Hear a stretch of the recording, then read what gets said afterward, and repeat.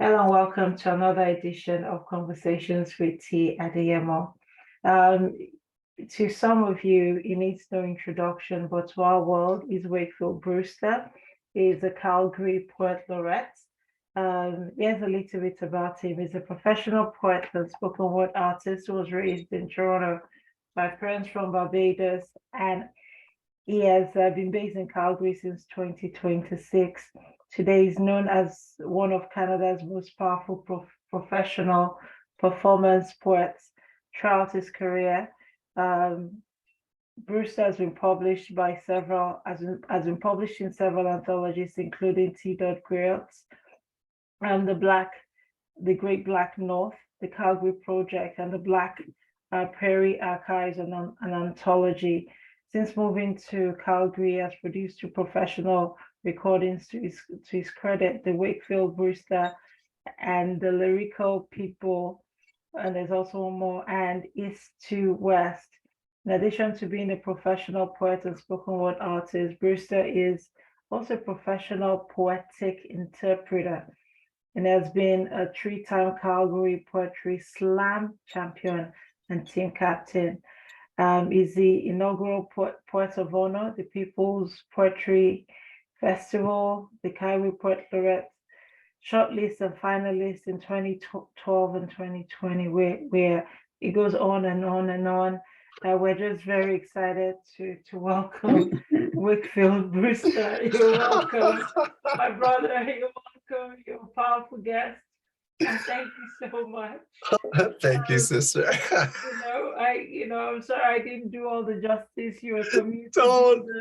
a volunteer leadership mentor through the arts and advocate for literacy. You're just a god. That's what you are. Let's just be real. You're a god. I just love to help. I just love to help.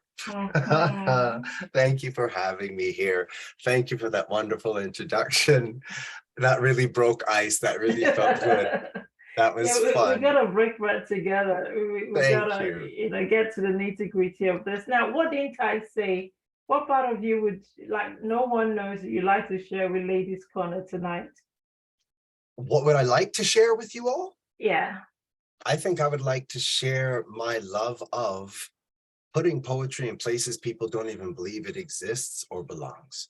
I believe that, especially with my literary leverage, we'll call it, as Poet Laureate, I do have that ability to further push poetry into the further reaches of our outer society, if you will. We believe it belongs here, there, in specific places, but I would love to help tear down those silos of misconceptions. Poetry is for the people. Poetry is for everyone, and I want to put it everywhere it can possibly be. Okay, so when I hear talk like that, what you're saying indirectly is I'm going to push poetry to Black people. Because I know when there's a festival, the first people who buy the ticket, white people, and our ticket's gone. And the Black brother says, I don't have money, it's for rich people, I can tell you that poetry has its way of reaching every people from the right poets. If you want to get it out there to the world, if you want to blanket this earth with words, then really it comes, then it really comes down to what can you do as a single entity to the utmost of your own capacity to promote this very important method of literacy. So since you become Poet Laureate, would you say this is a recognition of decades, 21 years of poetry work? Would you see this as a reward? This is, let words lead. You believe in the power of words. A thunderous and resounding yes. This is the greatest public achievement that I have poetically ever made. When you become a laureate, it does put you in a place where people can really see what it is you bring to the land of literacy. And I've been at it. This is actually my 23rd year. Oh, wow. I've never given up on the love of this. What made you believe so much in poetry? Why poetry? I don't know, to be perfectly honest. I started out my career as a classical pianist and a percussionist. So I have always been in the realm of the arts and performance, but it wasn't poetry I picked through a series of events. Poetry picked me. Mm, mm. But when I read your biography, I noticed that you had links to Ghana, Nigeria, Ivory Coast, and so on and so forth. You got Black African blood running through your veins. Would you say your ancestors are calling you, or giving you some sort of message for today's world? Let me tell you a thing. If this is about connection to the ancestors, I didn't get my first tattoo work until I was 26, and that's usually a little later for people who are into tattoo culture. A lot of people quick bang, as soon as they can get them legally or not, they get tattooed. I knew I didn't want to get anything I'd regret or want to change. I wanted to. The rules of tattoo are there's three. They're expensive, they're painful, they're forever. And even if you are going to get lasered off, that's not what I want to go through. I want to make a commitment to this changing of the body. Mm. I didn't want to write a bunch of English words on me, sister. There was a time where people were just writing stuff on them, peace and love.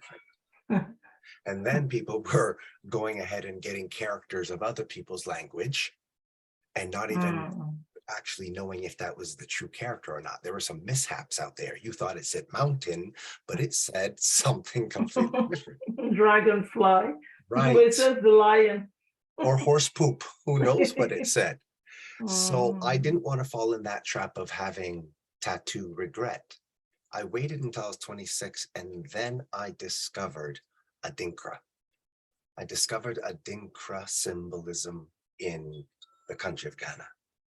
When I Mm. started to look at the symbols, the meanings, the philosophies, the convictions, the sayings, the euphemisms behind each symbol, I resonated with every time my life achieves this experience, I'm going to tattoo it on me.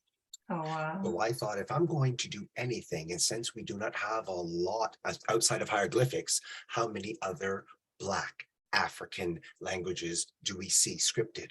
Not many, if any, but Adinkra exists, and quite prominently, as far as I knew at the time anyway. I started to get these tattoos, which are all Adinkra. I felt a connection to, at the very least, writing my people's language on me. Now you cast time 2 decades forward. That was when I was 26. Let's say 46, because I just turned 50. Let's say around 46. Ancestry.ca, DNA, where you from? Where do you think most of my people come from? Of Mm. all places, Ghana. Ghana. Oh, wow. I have been writing out my life, and I Mm. have gotten my instructions from Mm. our ancestors. That's very powerful, Wakefield. You stumbled on something there when you were 26. At 26, people are getting married and, I don't know, doing other stuff that you were just discovering. That's powerful. So usually when people say they're a poet of the people, that I know you're from Barbados and your parents are from, is that the Dominican Republic? Is that right? No, that is nearby. It is in the Caribbean, Okay. Mm-hmm. island in the Caribbean. Okay, so what I think, about your poetry is it's not alienating. You are bringing together Black people. I've spoken to several poets, and when they say they are from the Caribbean, they focus their poetry only around that. And, so in a sense, they don't represent Black people. So my guess with your work, your life's work, is you are a poet for Black people from Africa inclusive. Am I correct? I would love to believe that is a truth. Mm. Yes, I would love to believe that is a truth. I would like to believe that I am trying to do as our ancestors wanted me to do, as I've been faithfully instructed to do, as I've been born to do. And this art of spoken word and storytelling, how can it can't get more African than that? Oh, yeah. It can't get more binding than that. That is our people's legacy. It's what we do. I feel honored and privileged to be a speaker of our people. How much has Adinkra shaped your poetry? I think it has shaped my personal life, which then is reflected in the poetry, because there's about 60 different symbols I'm looking at. I have about 27, 30 of them, because I won't just put them on. I will put it on if I believe something in my life has reflected what it says. So this one that looks like a ladder here. My What does it father, mean? Mhm. it is the ladder of mortality, life and death. My father went through a very big scare. We thought he may leave. I flew back to Toronto to see the family and everything. And now, of course, he's fine. But that brought perspective. My father is giving us a warning, letting us know it's coming. It Mm, made me recognize my mortality, and I got that in honor of my father. right. This one here means encouragement. I can see it. And there are Mhm. people out there who believe they're very hard-hearted, hard-minded. They have a thin coldness about them, where they don't believe that spreading positive words and encouragement is important, that it is for the weak. And no, I have always found, and being a teacher, that when you encourage, people usually just do even better, because that's what happens with me. Mm, When people recognize or see me, and I don't need it, but boy, I do invite it, and I do like it. Thanks for recognizing me. The pat on the back, the you can keep going, you can do better. Believe it or not, that helps drive me to do better. mm, So mm. whatever it is I've realized is in my life and is strong and has now presented itself, whatever life experience that I've gone through, and it has changed me. If that Adinkra symbol exists, it goes on me. Mm. And when you go through it, it's a rite, it's a passage, it's a couple of hours in some very acute pain. You have time to think about what words are going to come from this. You have time That's to right. meditate through this painful rite of passage on power comes at a cost. And this feels like a powerful rite. This feels like a powerful transition. What are we going to do to honor it? How do people receive your poetry, receive your message? Because there's a lot more to you than Adinkra as well. You have different, you're also a teacher. I believe that I, of course, cannot speak to everyone. In a room full of folks from 10 to 1,000, sister, there's no way I'm going to be able to say things that resonate often with everyone the whole time. That is absolutely unreasonable. For me, I have learned to embrace this. If I am able to significantly reach someone at least once in this time, my job is done. If Mm, I am able at all, and no matter how long I have to speak, to reach at least one person with one element, not the whole poem, did I reach Sister T in yes, sir. a unique way that no one noticed or knows, where she feels that least bit changed? Is she the only one in 1,000 people? Did my job, going to bed, sleeping tight. All right. All right. Okay. Fair enough. So as being poet laureate, it sounds really exotic, romantic, expensive, right up there, Has it opened doors, what sort of doors has it? Do you like dine with rich people now? Absolutely not. I still love to hang with a friend and go eat at Fat Burger. Let me tell you, I will say this, and this is the truth. It is literary leverage. Right. It is not as if Calgary did not know how hard I've been driving for 16 years, and the Canadian landscape of literacy knows me. They know that I've been grinding. My name is not unknown. especially where it's home. What it comes down to is I truly believe that in the years of lockdown 20 to 2022, where I was nominated again, while we were all virtual more than out in the world, there wasn't anywhere I wasn't. I was online everywhere. So I truly believe that in a time where people were feeling disempowered and unmotivated and lost, I turned my effort 1,000% up and showed the world, at least online, locally, and literary wise abroad, that poetry can be a driving force during a pandemic. Now, if you've got someone who is literally everywhere online during a pandemic, don't you believe you want that person to be your champion in public? I hear you. I believe that I'm Poet Laureate, not because it's time to dine, but they saw the efforts I made online for 2 years of kind of darkness. I was shining my poetic light flashlights out into the internet at all times. When could you teach 5 classes in Edmonton, then go and speak to the Faculty of Education in Carleton, in Ottawa, and then be back in Calgary to speak to the city of Calgary for Black History Month in the same day with all the money you need and a private jet? We couldn't do that before COVID.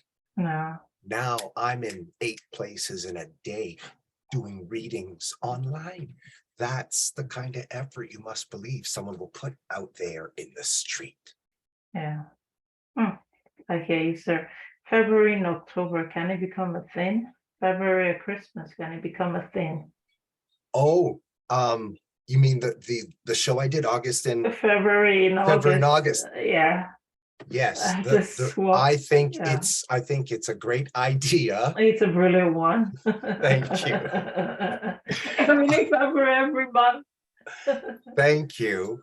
Because the truth of the matter is, I have noticed, I have benefited, and I see the benefits, and I see the lacking when it is only during February, our month, that you will see an all-Black cast in any kind of live performance or production or whatever. Yeah. Oh, it's Black History Month. You're going to have an all-Black tap show, an all-Black poetry show. Yeah, that's easy because it's February. When else does it happen? That's true. So I said, all right, you know what?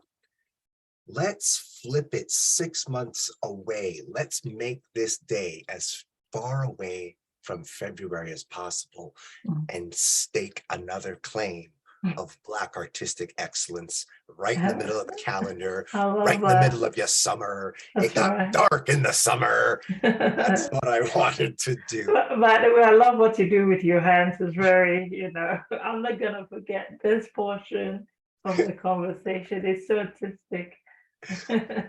I speak with my hands. I poeticize with my hands. They're part of my presentation. They're part of my persona. And I'm really happy that at times they truly help to convey the message. People have said, I could see it in your hands. Whatever they must be doing, I'm coming by it naturally. I'm coming by it honestly. And I think that's why people feel the connection to my movement. That's right. You're also somewhat of a healer, poetic interpreter. How can we find healing daily through poetry? I don't believe the whole world can love poetry. It's like cilantro. You love it or you hate it, and it may never change. There are also everyone else who's not cilantro with poetry. Everyone else who's not cilantro has a chance to embrace it. And what I find is that poetry is a short story. What's inside of a story? The feeling of a beginning, a middle, and end, and usually a message or some messages to connect and engage. We are living in the age of information technology and storytelling. We are the great storytellers And you can't get any more African in this part of the world than indigenous. And they are known as great storytellers. And we are going through truth and reconciliation right now, very actively right now. It has been and will continue to grow. Well, what I am saying and making connection to is I'm on Blackfoot land, and my indigenous brothers and sisters, young elders, instructors, artists, and some elders bona fide have said to me, your words are medicine. That's a big, big deal. I am a Black man on Blackfoot land, and the people of this land have told me it's not just poetry, it's medicine, and it's helping us heal. Amen. You hear those words from the right people, especially the original people who are so much like our people, same coin, different side. You've got to know it's a message that both ancestors sat at the table and said, let's throw this cat a message here and let them know. I feel I've landed in the right place. That's right. After being displaced, I have landed in the right place. And of all places, Blackfoot land. Like, Absolutely. So how do we not let this gift of storytelling die with us? How do we pass the gift to the next generation? Get us in schools, get us into education, get us in front of younger generations. That's all you need to do. When we lived in families and clans and larger family units and groups thousands of years ago, the master storytellers told the same stories every night, and everyone heard them. And if it was a bedtime story, everyone heard them, and generation after generation. Then we have a thing called education in schools, and well, the great storytelling is gone. It's been replaced by things like this, and it's been replaced by things you look at.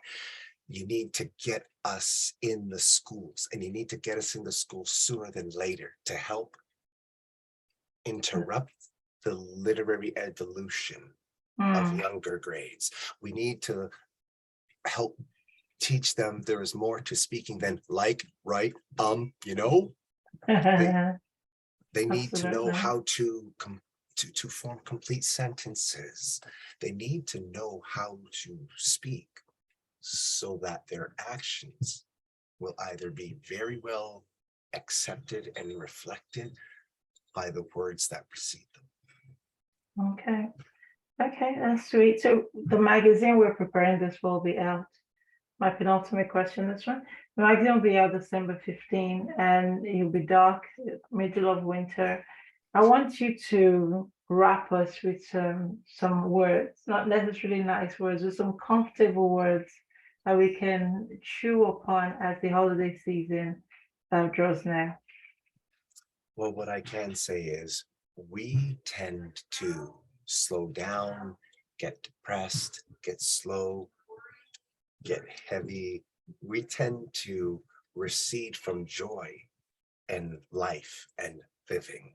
When it is cold, when it is looking like it's dead out there, when it is mundane, I have actually come to a point in my life where I love winter because I know I have flipped my psychology to embrace germination rather than hibernation. I am attempting to allow or trick myself into allowing this dismal environment to push me rather than stop me. All right. Okay. And we can't ever see light without it getting dark.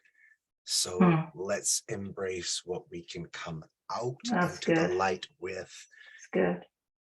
That we germinated during this time that we call winter. All right, we didn't plan this. You're a poet, and you do not know what I'm going to ask as my final question.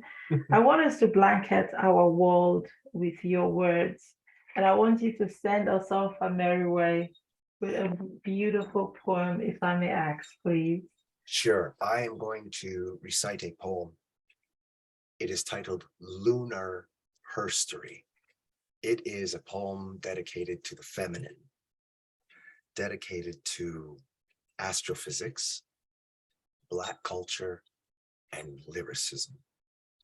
And I love to preface it and have people hear, you're going to put these four very seemingly separate individual things together. And I say, yes, I work with the patchwork quilt theory of poetry, many different things, all in one piece, sewn together by the thread of language.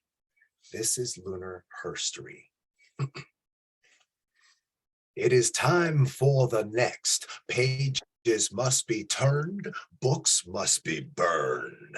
We shall erase the past and make time start now. For his story, glory caused a frown upon my brow. It was all too much for me. It was all like real TV. I was overwhelmed and swamped like an inbox, an innocent woman stoned by rocks, tumbling breadfruit dropping out of trees unseen with ease and green gleam.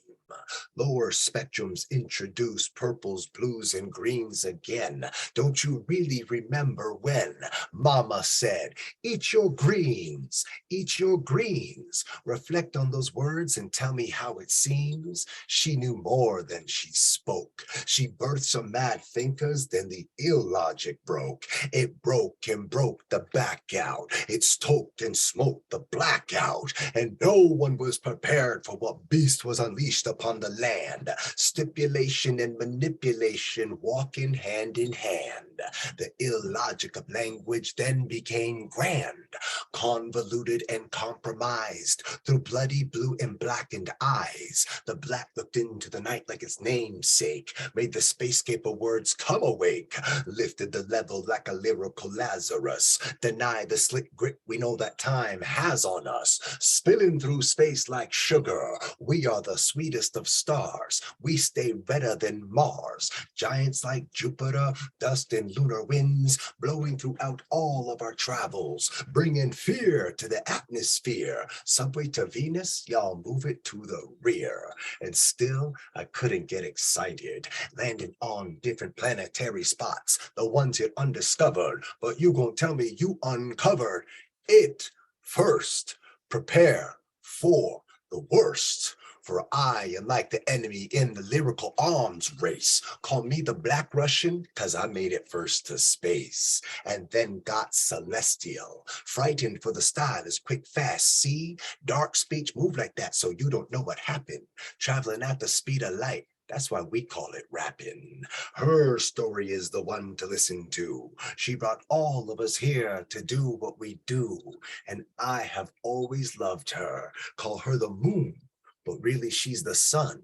So I call my brother son because he shine like one, as we all should be inside the Milky Way womb that we all call she. Did it for us all. Her stories were pure light. Her tales weren't tall, but we let her take the fall. It's time to bring her back and put her high beyond sight and let her know that she's the comfort in the blackness of the night. And let his story cascade like Lucifer, for he just ain't right. Oh, Wakefield Brewster, you're Calgary's PoetLaureate. Thank you so very much for your time here with us. I'm going to end the recording. That was just beyond beautiful. Thank you so very much. Thank you. That is for you especially, Sister T. Thanks for asking me to have a conversation. Thank you for asking.